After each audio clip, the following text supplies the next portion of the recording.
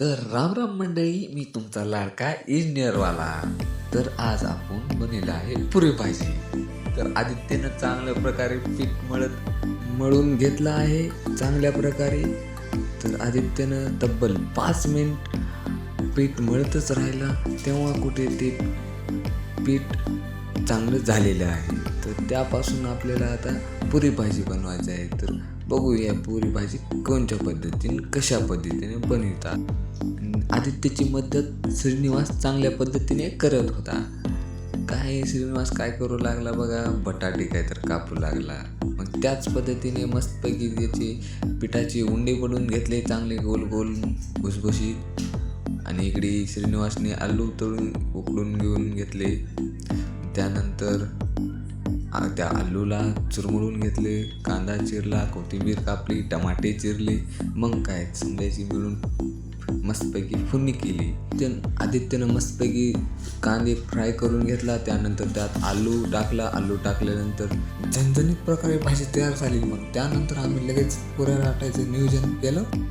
आम्ही सर्व रूममेटने मिळून लगेच एक प्रत्येकाने पोळी लाटून घेतली. पुऱ्यासाठी छोट्या छोट्या मस्तपैकी एकानं मस्तपैकी लाटत होते. सेम मुलीसारखंच मुलं असून करत होते. तर लगेच अशा प्रकारे ही पहिली पुरी बनलेली होती.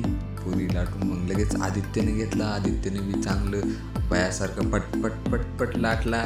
त्यानंतर काय मस्तपैकी पीठ लावून लाटलाय.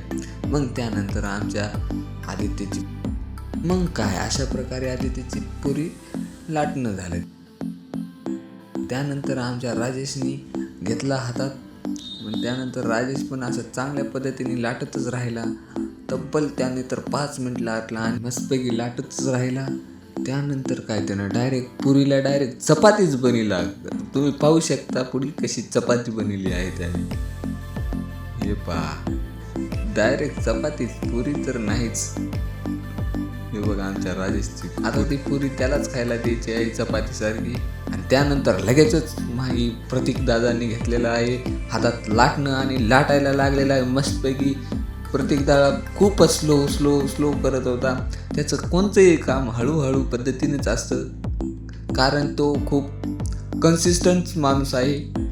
अशा प्रकारे आमच्या इथं लाटून झालेल्या पुऱ्या आहेत. त्यानंतर आमच्या श्रीनिवासचं मस्तपैकी एक पुरी तळून घेतली आणि चांगल्या प्रकारे अशी तळलेली आहे पुरी मस्तपैकी.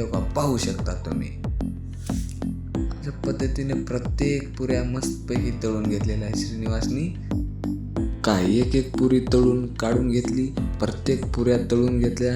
अशा पद्धतीने आपल्या हे पाहू शकता पुऱ्या झालेल्या आहेत. त्यानंतर आम्ही लगेचच जेवायला बसलो सर्वजण आणि प्लेट मांडून घेऊन जेवण उरकिलं. आणि ह्या प्रकारे आपला इथंच एंड झाला. तर आपण भेटू नेक्स्ट व्लॉगमध्ये.